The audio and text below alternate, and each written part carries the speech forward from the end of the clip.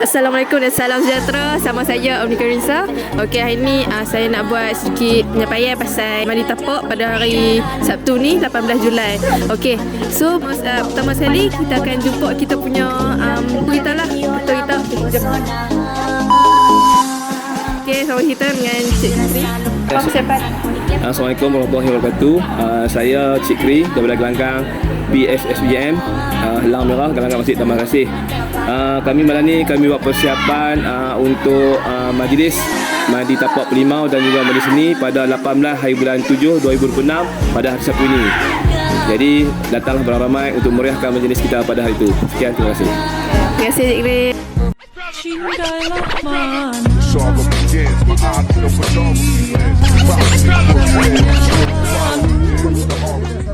Sekarang ni saya nak interview momok kita untuk cara-cara macam mana nak buat persiapan ni lah. Okay, jom. Cara nak buat dia, mula-mula kita akan relai-relaikan dulu ni sintok. Sintok. Lepas tu 5 menggulungkan dia, masuk macam ni lah, menjadi yang dah siap Pak Mai. Macam ni lah kita untuk budak-budak mandi tapak dengan mandi seni. Nah, semoga majlis ni berjalan dengan lancar, tiada gangguan apa-apa ataupun hujan kah apakah. Semoga jangan selamat dunia dan akhirat. Okey, itu saja. Itu kita boleh nampak sekarang ni kita ada buat aktiviti silat, latihan silat. Okey.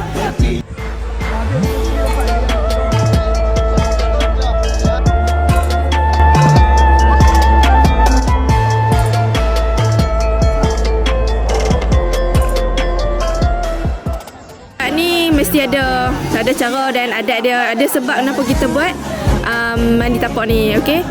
So lepas kita dah interview mak-mak kita nak interview sikit lah cikgu-cikgu kita yang tengah mengajar tu. Okey, jom. Mandi tapak ni. Okey, silakan cikgu. Okey. Bismillahirrahmanirrahim. Assalamualaikum warahmatullahi wabarakatuh. Okey, saya kenalkan nama saya Muhammad Rizal bin Muhammad Iso.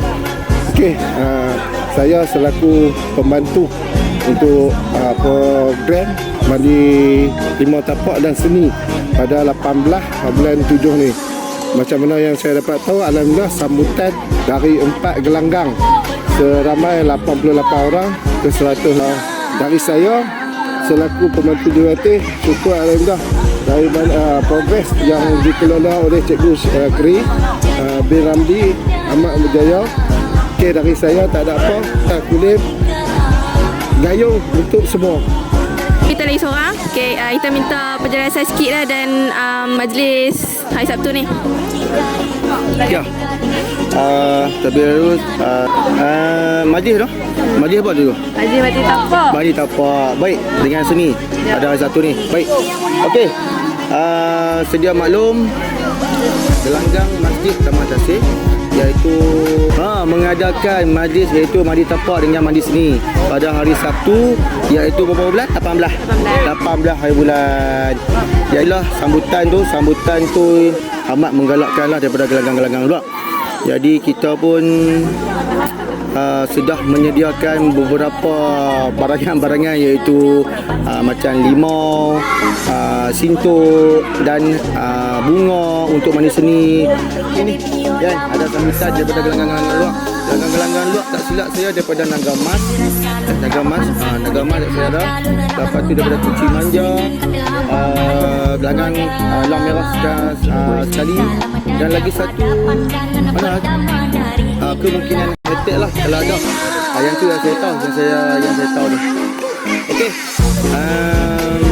Kita meramaikan lagi, mengimarahkan lagi, rupahkan lagi silaturahim antara kita sedang. Itu ya. Baik. Jangan juga cikgu kita